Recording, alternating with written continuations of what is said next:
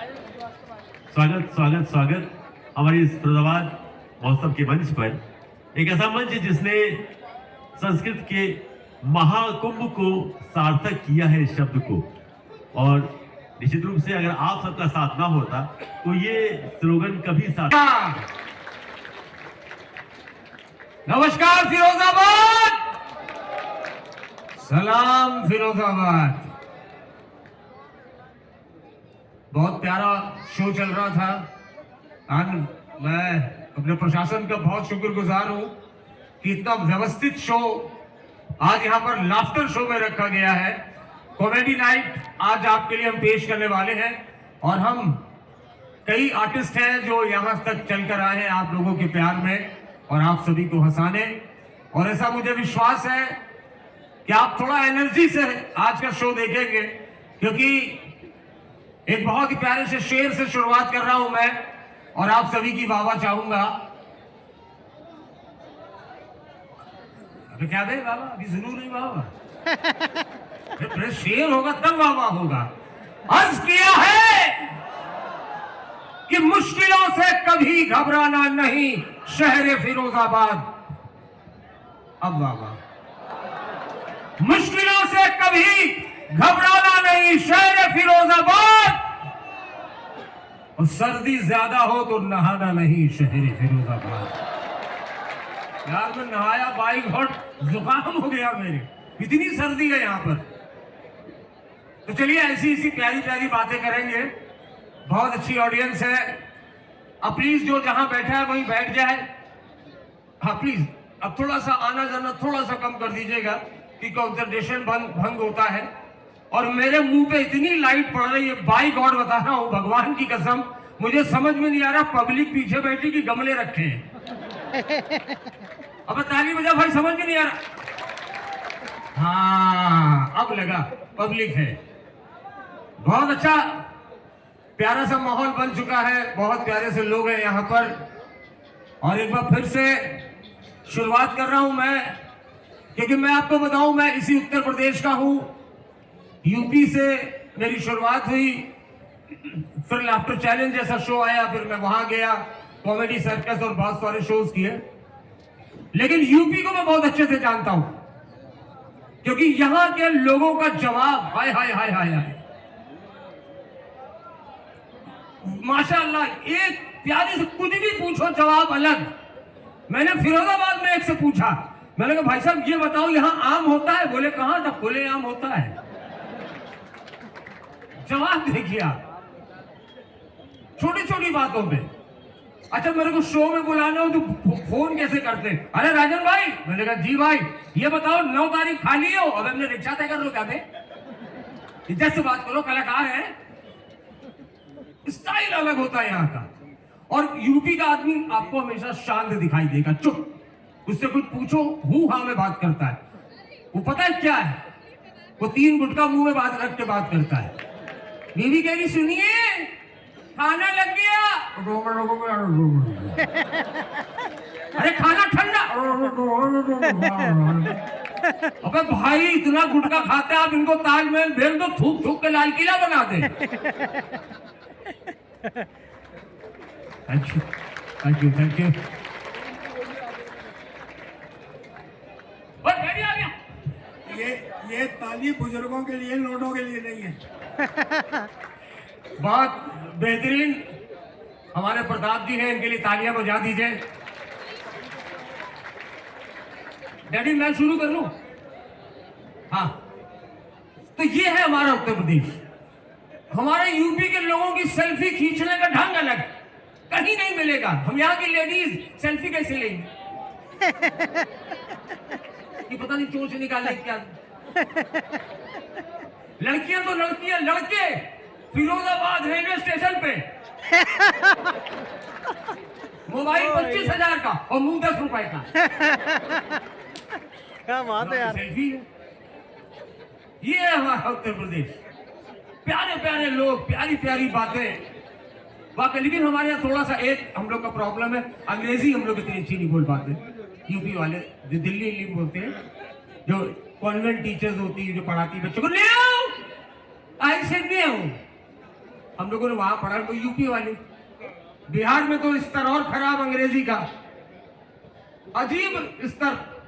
Boyfriend ने girlfriend को अंग्रेजी में मैसेज भेज दिया, वो बेचारा परेशान, उसको अंग्रेजी नहीं आती। वो पड़ोसी से पूछ रहा, चाचा ये देखो कंपनी का है कि उसी का, उसको अंग्रेजी नहीं आती। तो एक शेर के जरिए प्रॉब्लम बता रहा है कि वो लबलब लिखत रही, हम लिबलिब पढ़त रहे। वो किस किस लिखत रही, हम किक किक पढ़त रहे। और वो बिहार के चली गई ससुराल, हम दूसरा इंग्लिश स्पीकिंग कोर्स करत रहे। ये है हमारा देश। अरे क्या बात सुनील भाई के लिए जोरदार तालियां। बस मेरे बाद सुनील भाई और प्रताप जी एंट्री करने वाले, मैं थोड़ा माहौल बना दूं। बहुत बढ़िया माहौल है, सारे लोग जिंदा मतलब लाइव सुन रहे हैं। अच्छा होता क्या, मैं अभी जब फिरोजाबाद आया, इतनी शादियां हैं आज। भाई तुम लोग शादियों में क्या करते हो मुझे समझ में नहीं आता। भाई गॉड, इतनी प्यारी प्यारी लेडीज जा रही थी वहां पर मेकअप वेकअप करके, बिल्कुल 1-4 का मसाला लगा के। अच्छा सबसे खतरनाक होते हैं ये डीजे वाले। यार प्लीज थोड़ा शांत, 1 मिनट भैया, जिसकी कुर्सी हो वो ले जाए, जिसकी टेबल है वो भी ले जाए, माइक न ले जाना। हाँ माहौल नहीं बनाने देते, कहा थे। हाँ तो मतलब वाकई मुझे याद है, आप तो यहाँ पर प्यारी ऑडियंस बैठी है, शुरू में जब हम लोग शो करते थे 8-10 लेडीज बैठ दी जाती थी, वो हंसी नहीं रही है। मैंने ऑर्गेनाइजर को कहा, मैंने कहा यार वो कोई हंसी नहीं रहा लेडीज। बाद में मतलब पार्लर वाली कह के भेजी थी, मैडम ज्यादा हंसीएगा नहीं, चटक जाएगा।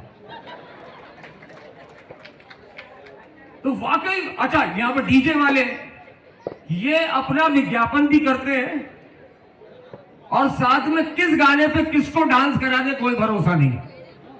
ये डीजे वाले आजकल पता नहीं, जब से ये डीजे वाले बाबू चल गए, साले अपने आप को नगर निगम का बाबू समझते हैं। अब वो डांस फ्लोर पे एक आदमी डांस करने आया और उसको गाना कौन सा लगा रहे डांस करने के लिए, कागज कलम दवात ला, लिख दूं दिल तेरे नाम करूं। अब इसमें डांस कैसे कोई कर पाएगा, ये अपना म्यूजिक लगा देते हैं,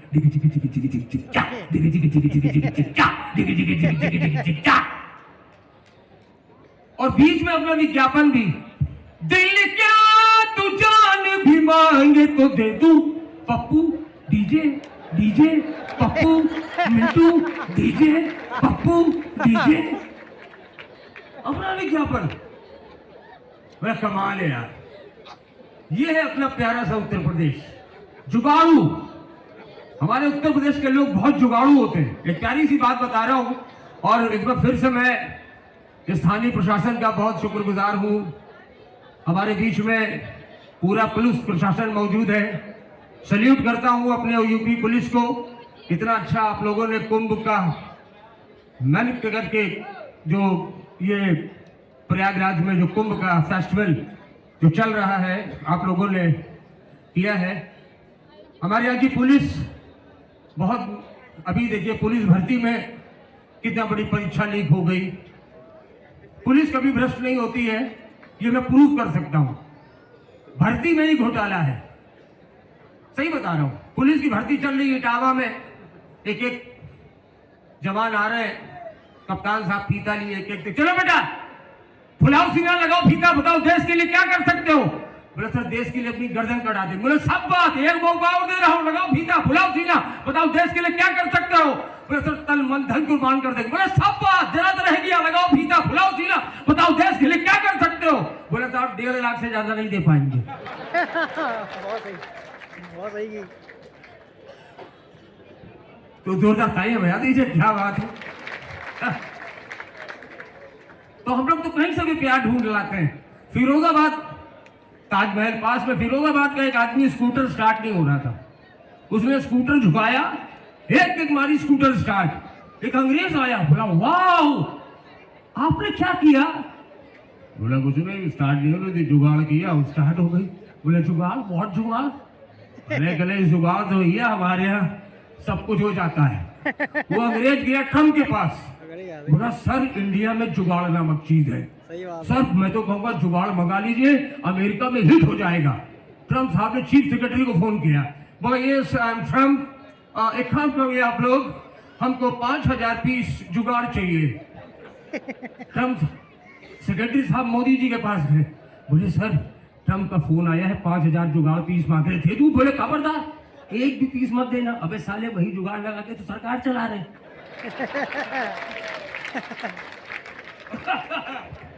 अभी के थोड़ा सा म्यूजिकल कर देता हूं मैं।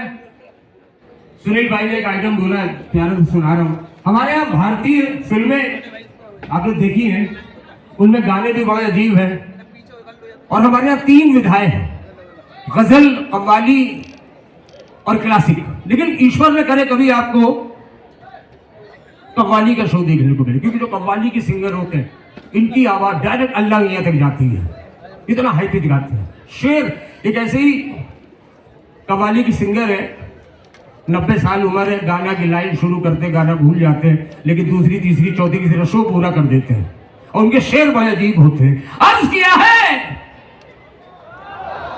कि गीत को गजल बना देते, फूल को कमल बना देते। गीत को गजल बना देते, फूल को कमल बना देते। कमबख्त मरती नहीं थी उस पे लड़कियां, कमबख्त मरती नहीं थी उस पे लड़कियां, वरना फिरोजाबाद में एक ताजमहल बनवा देते। अरे इतनी लंबी लंबी फेंकते गाने की, एक लाइन गाए और गाना भूल गए। शुरू किया कि कभी कभी मेरे दिल में ख्याल आता है, उसके बाद भूल गए।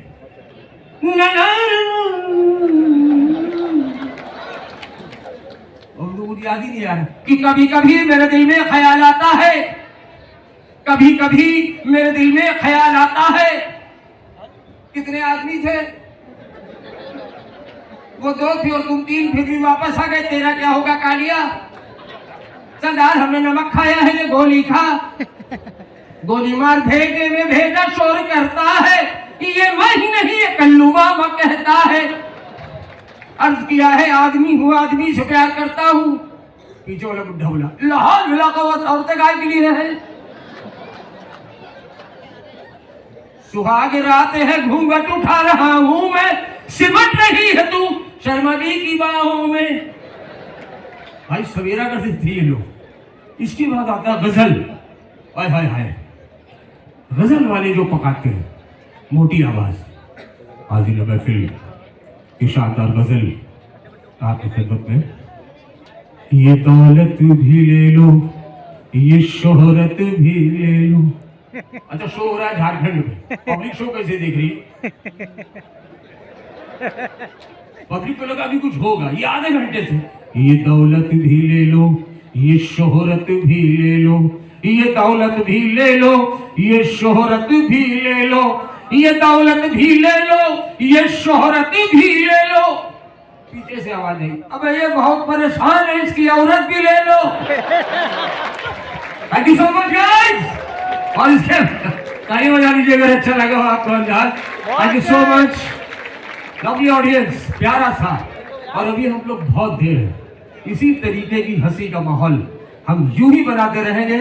और अगले स्टेज पे जिसको मैं इनवाइट करने जा रहा हूं, फेमस पर्सनालिटी जिनको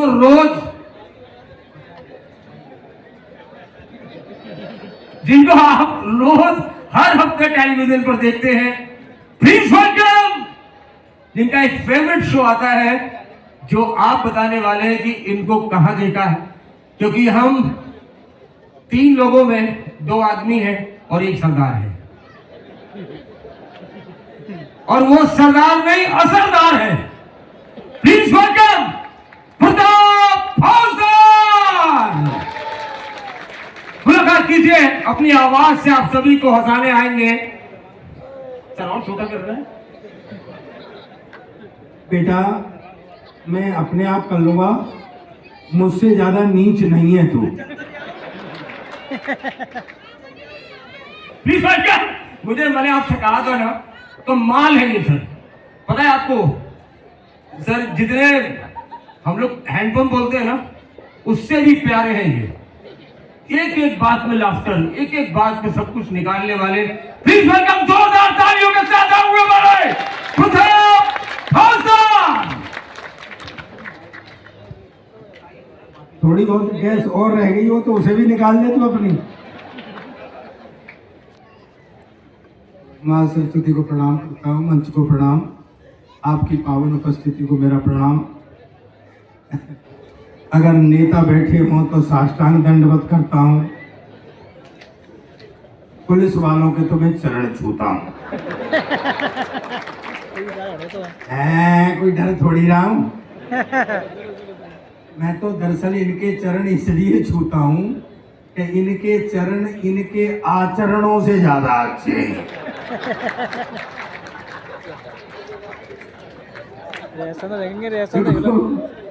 नहीं, मेरी फिरोजाबाद की पुलिस बहुत अच्छी है। इतनी सीधी पुलिस दुनिया में आपको नहीं मिलेगी, मैं गारंटी देता हूँ। जो कुछ भी दे दो चुपचाप रख लेती है।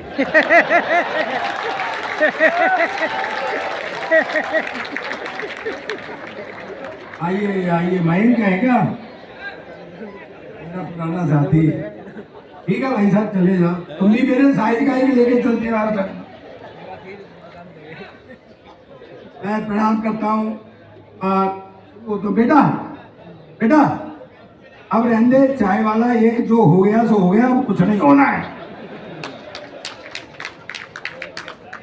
देखिए, मैं थोड़ी महीन टिप्पणियां करूंगा, हंसेंगे मस्ती करेंगे, थोड़ी महीन टिप्पणियां करूंगा। वैसे मुझे पता है कि मेरा ही शहर है फिरोजाबाद, मैं आपके पड़ोसी हूँ और मैं तो घर की मुर्गी दाल बराबर, तो मेरी कोई ऐसी बात नहीं है। सर, आपने दाल पर बड़ी ताली बजाई है। आप मुझे मोहब्बत करने वाले हैं। प्रशासन को मैं धन्यवाद देता हूँ कि मुझे यहाँ बुला लिया गया। ये बड़ा अच्छा सुना रहा था, कर रहा था। सीडीओ साहब बैठे हुए हैं? सीडीओ साहब नमस्कार। मैंने उनसे पूछी थी एसडीएम साहब से, बोले साहब इनका नाम वैश्य है। तो ये मुझसे ये कह रहा था कि वैश्य कौन होते हैं। मैंने कहा रहने दे बेटा, मत पूछ, आगे चल। नहीं बताओ। तो मैंने इसको बताई, मेरे यहाँ भी है सर। एक मुझे स्टार्ट करना शुरू होता हूं मैं, क्योंकि मैं छोटा शिकार नहीं करता हूं। यहाँ सबसे बड़े सीडीओ साहब ही है इस समय। हाँ,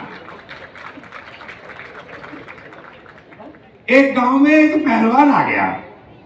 पहलवान ने कहा कुश्ती लड़ो। गांव में कोई पहलवान नहीं। लोगों ने कहा क्या होगा, कैसे होगा, गांव की नाक कटेगी। तो उन्होंने कहा कि भाई चलो वैश्य जी से पूछते हैं। बैठे हुए दुकान पे, बोले जी गांव में पहलवान आया है। बोले मैं क्या करूं? बोले सर गांव की नाक कटी जा रही है, कोई उपाय बताओ। सोच समझ के वैश्य जी बोले कि नाक तो नहीं कटेगी। बोले कैसे? कि मैं कुश्ती लड़ूंगा। लोग बोले ये पहले तो कट रही थी या नहीं कट रही थी, पर ये अब जरूर कटेगी। नहीं चलो, तो कुश्ती शुरू हुई। अब पहलवान तो पहलवान, उनने पटकने के लिए वैश्य जी को कंधे पर उठा लिया। अब गुरु सीन मस्ती लेना। अब गुरु सीन ये बन गया कि वैश्य जी का मुंह पहलवान के कान के पास पहुंच गया। वैश्य जी ने पहलवान के कान में कहा बेटा 10 लाख रुपए दूंगा, चित्त हो जा। पहलवान कान बदलने लग गया। बोले देख ले, 10 कुश्तियों में भी नहीं जीत पाएगा। पहलवान की समझ में आ गई, उसने उल्टा दाव मारा, खुद ही चित्त हो गया, गांव की नाक बच गई। दूसरे दिन पहलवान गया वैश्य जी के पास, लाओ 10 लाख निकायेगी। अब एक भी ताली मुझे स्टार्ट करना, एक भी हाथ खाली नहीं रहना चाहिए। बोले लाओ 10 लाख। बोले काहे के? बोले कल आपने अखाड़े में वायदा किया था 10 लाख दूंगा, चित्त हो जाए। बोले बेटा वो तो अखाड़ा था, तू अपना दाव चल रहा था, मैंने अपना दाव चल दिया।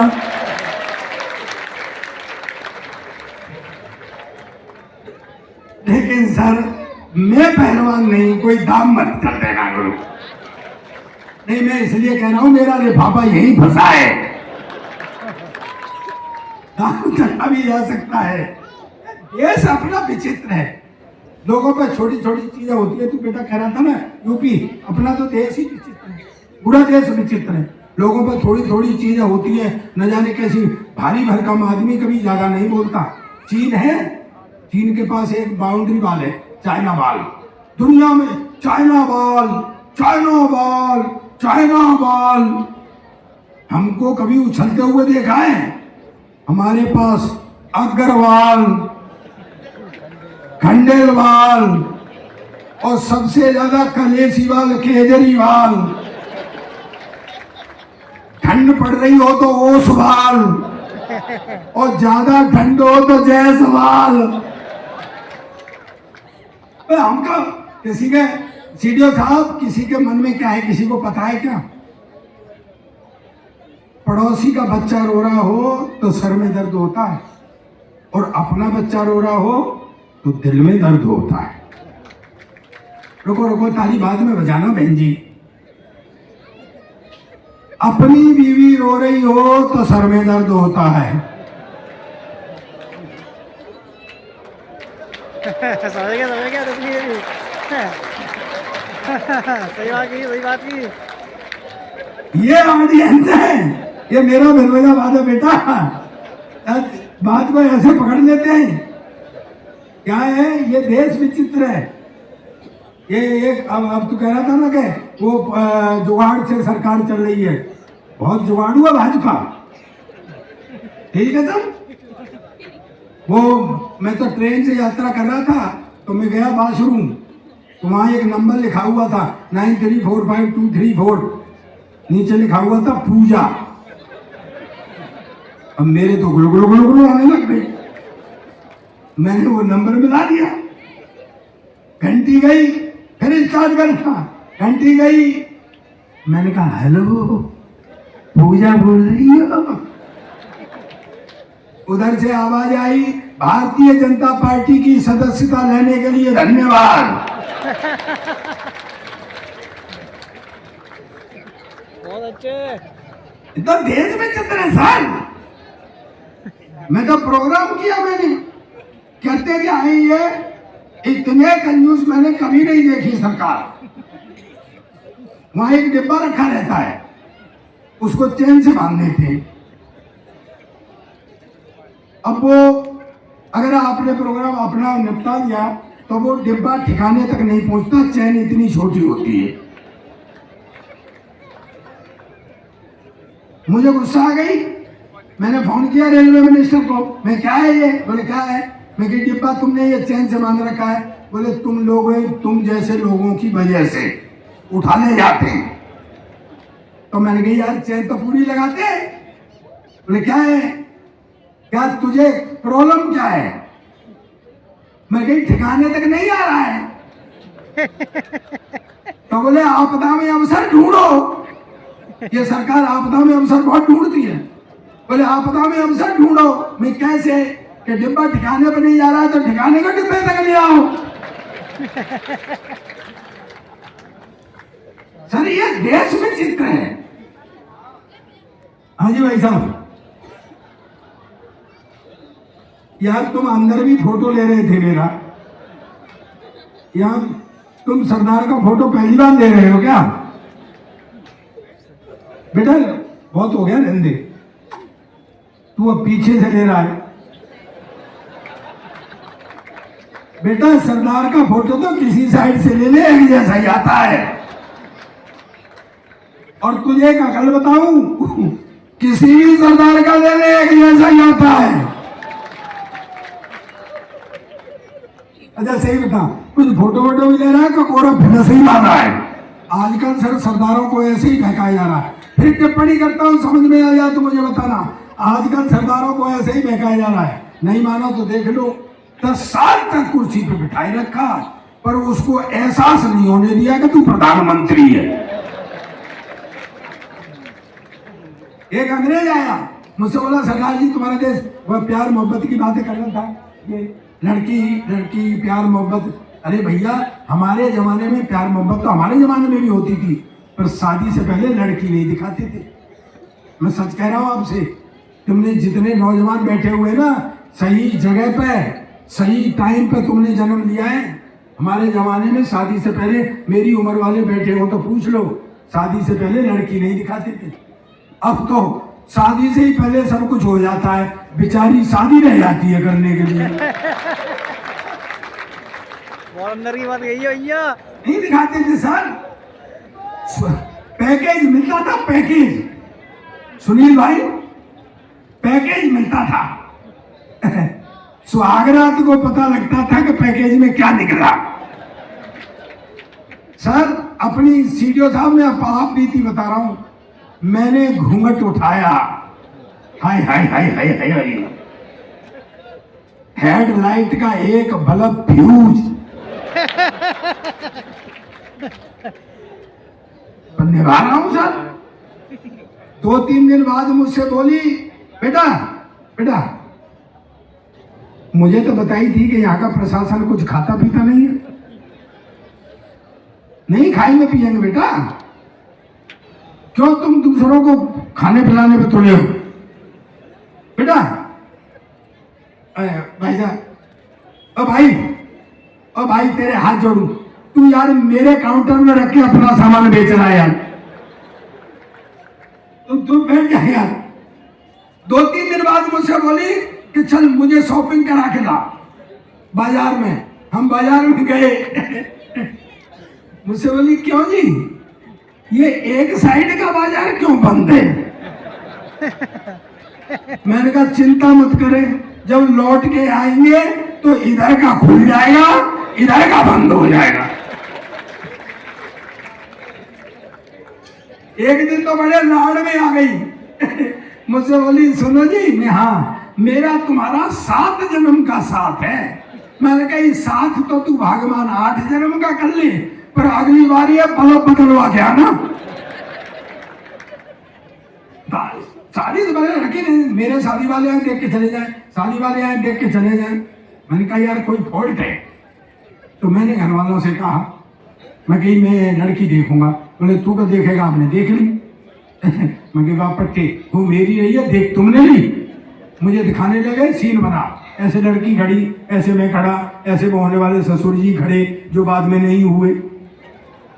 पंगा पड़ गया था ना, तो वो हमें छोड़ के चले गए कि लड़का लड़की थोड़ी देर बात कर लेंगे। आधा घंटे तक पिन ड्रॉप साइलेंस रहा, न मैं बोला न वो बोली। फिर आखिर में मैंने हिम्मत की, मैं कहा बहन जी अब कितने भाई बहन हैं? कहती भाई साहब अब तक तो 2 थे, और आप और आ जाएंगे तो 3 हो जाएंगे। ऐसे ही बता देते थे, बिल्कुल हीरोइन जैसी है, ये समझ लो महिमा चौधरी जैसी है। फिर भी सुहागरात को हाथ कांपते थे घूंघट उठाने में कि कहीं महिमा चौधरी की जगह महेंद्र सिंह चौधरी नहीं निकल जाए। लेकिन मेरी नई पीढ़ी बैठी है, मातृशक्ति बैठी हुई है। दोस्तों मैं एक बात आपसे कहना चाहता हूँ, मैंने 63 देशों की यात्रा की, मैं हिस्टोरिकल बैकग्राउंड पर लिखता हूँ, मेरी लिखी हुई पुस्तकें टेक्स्टों में हैं। आज भी सोने से पहले 15 मिनट पढ़ने की कोशिश करता हूँ। पूरा सदन तालियों से रिसीव करना मेरी बात को, कि जितनी उत्तम वैवाहिक संस्था अपने हिंदुस्तान की है, ऐसी न किसी देश की है न किसी समाज। एक अंग्रेज आया, मुझसे बोला सरदार जी तुम्हारा देश बहुत गरीब। मैं पहली बात तो ये देश गरीब नहीं, और है तो साले तुमको क्या मतलब? कहता नहीं मैंने कहा तुम हो। बोला सरदार जी तुम हिंदुस्तान की इतनी हिमायत करते हो, तुम हिंदुस्तान के बारे में क्या जानते हो? मैंने कहा मेरा देश है हिंदुस्तान, मेरा वतन है हिंदुस्तान, मैं नहीं जानूंगा तो तू जानेगा क्या? बोले बताओ तुम्हारा राष्ट्रीय पक्षी? मैंने कहा मोर। बोले राष्ट्रीय पशु? मैंने कहा शेर। बोले राष्ट्रीय झंडा? मैंने कहा तिरंगा। बोले हाँ तुम फंस गए ना, उसमें 3 रंग होते हैं, ऊपर सैफरन कलर केसरिया हिंदू का, सफेद क्रिश्चियन का, हरा मुसलमान का, तुम तो सिख है, तुम्हारा झंडे में क्या है? अब मैं क्या उल्लू के पट्टे अंग्रेज तुझे कौन समझाए, ये जो झंडे में डंडा है ये साले तेरे बाप का है क्या? थोड़ा सा और घनत्व उठा के और बढ़ाओ। मैं एक शुद्ध हास्य सुनाता हूँ आपको। अंग्रेजों ने हमारे यहाँ राज किया है, वो अभी भी हमको भोला भाला हिंदुस्तानी समझते हैं। वो ये नहीं समझते कि अब हम उनके बाप हो गए। एक फल वाला खड़ा हुआ था, उससे बोला व्हाट इज दिस, ये क्या है? उसने सोचा ये लेगा। बोले सर ये बनाना है, बनाना, केला। राइट, तुम्हारे देश में इतना इतना बड़ा केला, हमारे देश में इतना इतना बड़ा केला। फल वाले ने मेरी तरफ देखा, मैंने कहा भाई विज्ञान का जमाना है, हो सकता को वैरायटी आ गई। उसने फिर इशारा किया, भाई देश ये क्या है? बोले सर ये एप्पल है, एप्पल सेब। बोले व्हाट, हमारे देश में इतना इतना बड़ा सेब, हमारे देश में इतना इतना बड़ा। मेरी भी देशभक्ति जागी, मैंने उठा के तरबूज कंधे पे, बोला ये क्या है? मैं कहा हमारे यहाँ का अंगूर है। अब बता साले तेरे यहाँ कितना बड़ा अंगूर होता है? सीडीओ साहब उतार लूं? नहीं भैया, पूछ के उतारना चाहिए। कहेंगे दो सेकंड पहले उतार लिया, सरदार के पैसे काट लो। एक व्यंग पढ़ता हूं, एक व्यंग, आज से ही पढ़ूंगा। एक व्यंग पढ़ता हूं, अगर आप पीछे तक आपकी अगर समझ में आ जाए तो हाथ खड़े करके ताली बजा के मुझे बताना। व्यवस्था पर व्यंग करता हूं, किसी विशेष पर नहीं। अंग्रेज एकदम से मेरे से बोला, सरदार जी तुम्हारा देश गरीब इसलिए कि तुमको पता है हमारे यहाँ का एक मजदूर महीने में $5000 कमाता है, यानी तुम्हारे यहाँ का लगभग 4 लाख रुपया। मैं कहा $5000 कमाता है, फिर बोला $4000 खर्च कर देता है। मैंने कहा भाई एक मजदूर $5000 कमाता है, $4000 खर्च कर देता है, काहे पे कर देता है? बोला हमारा सरकार ये नहीं पूछता है। तो मैं कहा ये कौन सी बड़ी बात है? सावधान रहना, मुझे बताना तालियों से बात पहुंच जाए तो। मैं कहा ये कौन सी बड़ी बात है? मेरे यहाँ का एक MLA MP 10,000 रुपए तनख्वाह पाता है और महीने में 1 करोड़ खर्च करता है।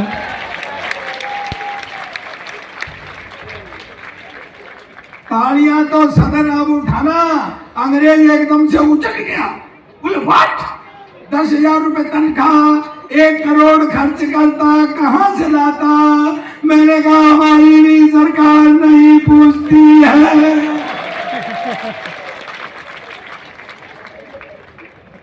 सारे अपना देश विचित्र है। अच्छा, कभी आपने सोचा है कि जितने जोक्स हैं वो सब सरदारों पर पढ़े जाते हैं? कभी आपने सोचा क्यों? पता नहीं क्यों, सरदार को देखते ही आदमी और नहीं तो मुस्कुराने लग जाएगा। मैंने एक केले वाले से पूछा, भाई केले कैसे दिए? बोले 40 रुपए दर्जन, में कुछ कम कर ले। उसने 2 केले कम कर दिए। अब बताइए मैं क्या करूं? मैंने कहा सेब कैसे दे रहा है? बोले 5 रुपए का एक। मैं चल 10 के 2 दे दे। उसने मेरी तरफ देखा, बोले नहीं 5 रुपए का एक। अबे मैं कहा 5 रुपए का एक तो 10 के 2 हुए कि नहीं हुए? कुछ अकल से काम ले, चल 10 के 2 दे दे। वो बोला तू ज्यादा अकलमंद है तो 5-5 के 2 बार मिलेगी। उससे अब देखो एक बात है, बहुत बढ़िया कह रहा हूँ, समझ में आ जाए तो मुझे तालियों से बताना। नहीं कोई जरूरी नहीं है ताली खा के लगाओ, समझ में ना आए तो। वो सेब लेकर के मैं खाने लगा। तो मैंने कहा देखना भाई साहब, सेब में कीड़ा निकला है। वो बोला ये अपने अपने मुकद्दर की बात है, कल तो एक हीरो होना निकली थी। सर सीडीओ साहब, एक बात बताना चाहता हूं मैं। आपके ये कर्मचारी जो बैठे हैं ना, इनको इस प्रोग्राम से कुछ लेना देना नहीं है। ये तो बेचारे आपके प्रोटोकॉल में फंसे हुए बैठे हैं। नहीं कब के चले जाते। और सरकार एक सरदार वो क्या नाम है, सीडीओ साहब एक बात और बताता हूं, ये सच बात है और बात आप तक पहुंचे, चाहे प्राइवेट सेक्टर हो चाहे सरकारी सेक्टर हो, बात पहुंच जाए तो मुझे बताना। थोड़ी महीन बातें अधिकारी तो समझता है कि कर्मचारी को कुछ नहीं आता। बहुत अंदर की बात कर रहा है भैया ये।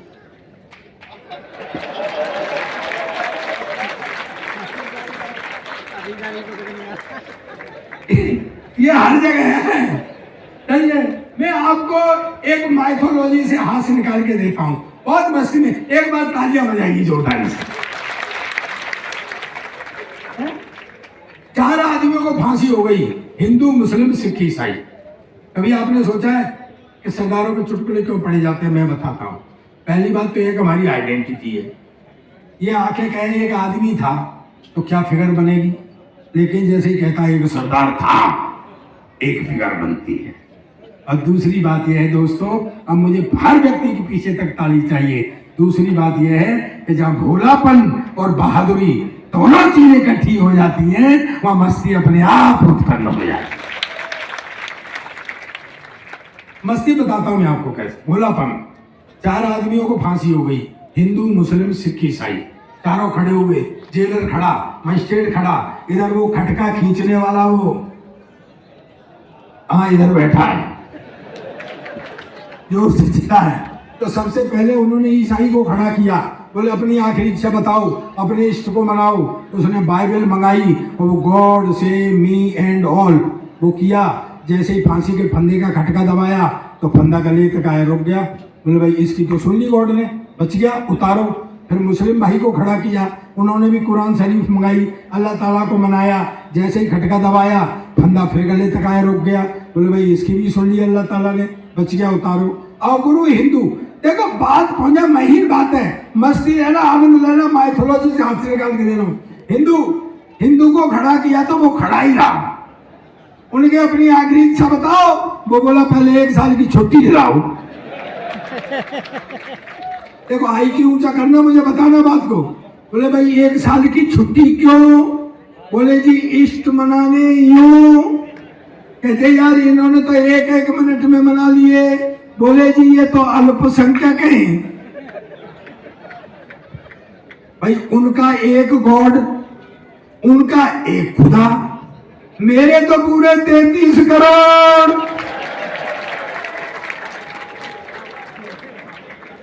एक मिनट में किसी किसी को मनाऊं और जिसको नहीं मनाऊं वही मनवा दे। बोले क्या हो गया भाई? बैठ जाओ बैठ जाओ, फांसियां हो रही हैं, बैठ जाओ। जिसको नहीं मनाऊं वही मरवा दे। उन्होंने कहा कोई बात नहीं, देवों के देव महादेव हैं, तुम उनको मनाओ। शंकर भगवान को ध्याया, जैसे ही खटका दबाया तो फंदा फिर गले तक आया, रुक गया। बोले भाई इसकी भी सुन ली भगवान ने, बच गया, उतारो। आओ गुरु सरदार, देखो हाथ खड़े करके पीछे तक ताली आनी चाहिए, भोलापन और बहादुरी एक लाइन पे। सरदार को खड़ा किया, बोले अपनी आखिरी इच्छा बताओ। सरदार बोला बेवकूफ मत बनाओ, पहले से खटके को ठीक कराओ। और इन तीनों को फिर से लाइन में लगाओ, हाथ खड़े करो और जोरदार तालियां बजाओ।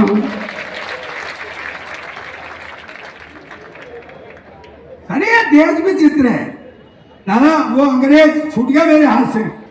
तो अंग्रेजों में और हमारे संस्कारों में, एक संस्कारों से हाथ से निकाल के देता हूं आपको। मैं ब्रज का ही रहने वाला हूँ, ये क्षेत्र ब्रज का है। सुनिए हमारी मस्ती तो अपनी कह रहा था। भाई साहब कहाँ जा रहे हो? जाओ श्राप देता हूं, बच्चे जगे हुए मिलेंगे।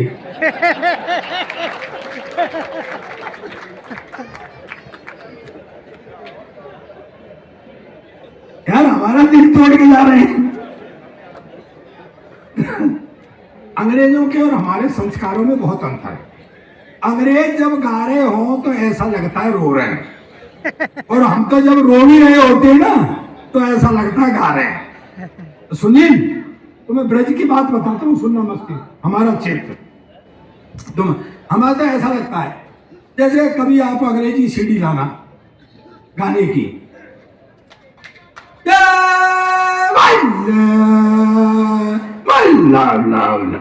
थोड़ा ऐसा लगता है रो रहे हैं क्या। पिछले दिनों में यूके गया था, तो मैं स्कॉटलैंड, आयरलैंड, इंग्लैंड, हमारे कई 2-2, 3-3, 4-4 प्रोग्राम थे। तो मेरा बड़ा पुराना दोस्त वॉल्फ्रैंक सिंह रहता है बर्मिंघम में।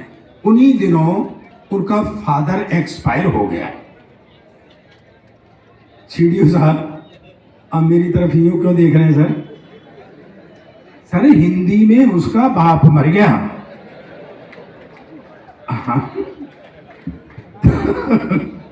एक बार तालियां बजा रहे हैं। तो मैंने कहा यार मैं, देखो दोस्तों एक बात बताना, मैं आपसे जुड़ के ही काम करो। मैं जो मेरा जो भी हास्य होता है वो व्यावहारिक होता है। एक बात बताओ, जहाँ कहीं कमी हो जाती है हमारे दोस्ती में, याराने में, रिश्तेदारी में, गली मोहल्ले में, तो हम अफसोस जाहिर करने जाते हैं ना। अलग अलग जगह कहीं बैठना कहते हैं, कहीं उठावनी कहते, कहीं कुछ कहते हैं, जाते हैं ना। मैंने कहा यार मैं इंडिया में होता तो आता नहीं, यहाँ आया हुआ हूँ, चला जाता हूँ। सरदार भी मेरे संग में थी, बोले जी मैं भी चलूँ। मैं कहा चल। हम चले गए। बॉलफेम सिंह जिसका फादर एक्सपायर हुआ था वो खड़ा हुआ, अंग्रेज आ रहे और अपने तरीके से अफसोस जाहिर कर रहे। I am very sorry your father expired. चला गया। दूसरा आया, your father has dead, I am very sorry. अच्छा, मैं खड़ा खड़ा सोच रहा, मैं कहा भाई ये सॉरी क्यों बोल रहे हैं, इसका बाप इन्होंने मारा है क्या। सरदारनी शुरू हो गई, अरे तू कहाँ चला गया रे,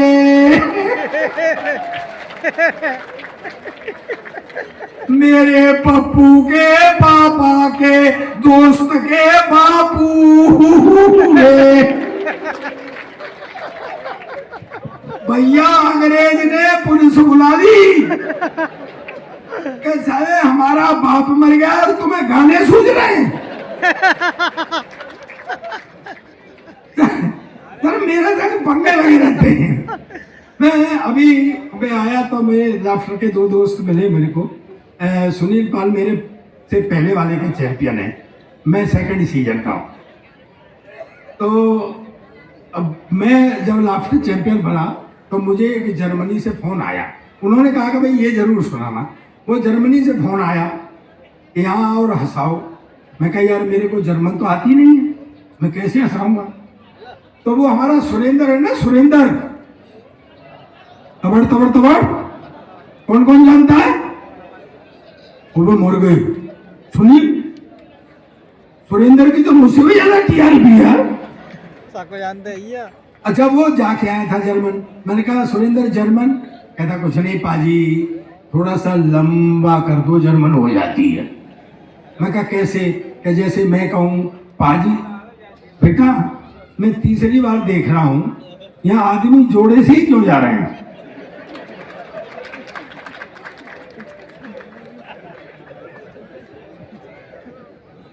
तो बोला थोड़ा लंबा कर दो जर्मन हो जाती है। मैं कहा कैसे, कि जैसे मैं कहूँ पाजी तुम्हारा की हाल है। मैं कहा जर्मन, हेलो पाजी तुम्हारा की हाल है। मैं कहा हो गई जर्मन। सर मैं इसी के भरोसे जर्मनी चला गया। मैं वहां उतरा, सामने एक रेस्टोरेंट था, मैं कुछ खा लूंगा और जर्मन भी टेस्ट हो जाएगी। तो मैं मेरे पास बैरा आया, मैं कहा मेरे लिए एक गिलास पानी ला। वो पानी ले आया। और फिर मैं कहा गुरु जर्मन तो चल गए। मैं कहा मेरे लिए एक पिज्जा ला। वो पिज्जा ले आया। मैं कहा गुरु यही जर्मन। मैं बैठ करके खाने लगा। तो वो ऐसे खड़ा हुआ था काउंटर के पास, वहीं से मेरी तरफ देख के बोला सरदार जी आपको और क्या चाहिए। मुझे कुछ शक हुआ। मैं कहा तू इधर आ। मैं तू कहाँ का रहने वाला है। कहता मैं बठिंडे का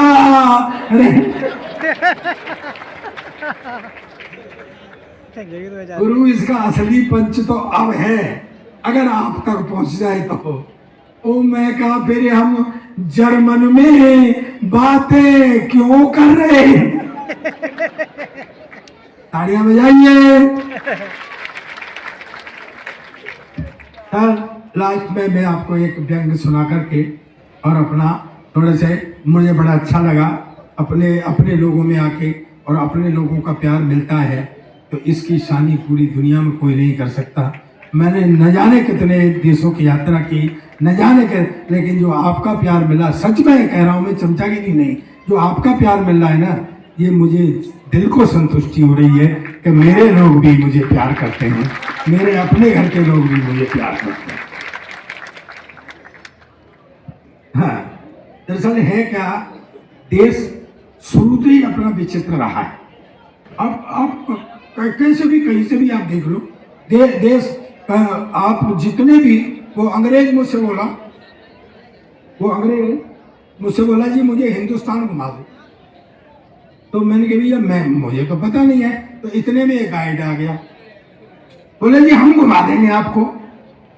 तो बोले चलो।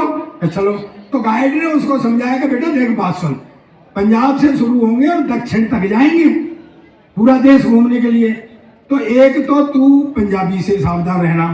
सर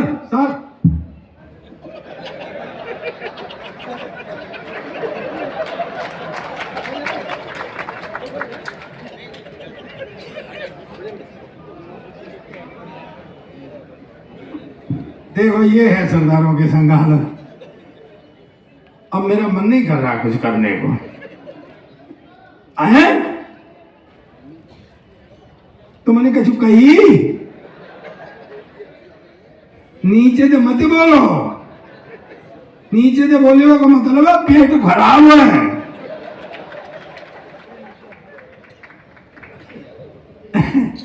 मैं देसी हूं। तो बोले 3 आदमियों से सावधान रहना। बोले पहले पंजाब में जाएंगे तो पंजाबी से, तो ठीक, फिर हरियाणा में आ जाएंगे एक हरियाणवी से, और एक यूपी वालों से। बोले ठीक है चलो। चले गए, पहुंचे पंजाब, सामने से सरदार जी आ रहे थे। तो वो गाइड बोला अंग्रेज से, पूछ 12 बज गए क्या? अंग्रेज बोला अभी तो 9 बज रहे हैं। अरे बोले तो पूछना है। आ गया साला अंग्रेज बातों में, बोला 12 बज गए क्या? जो सरदार घूमा, डाल के मारा, पटक के मारा, और 9 बजे से मारा और 12 बजे तक मारा, कि साले अब बजे 12।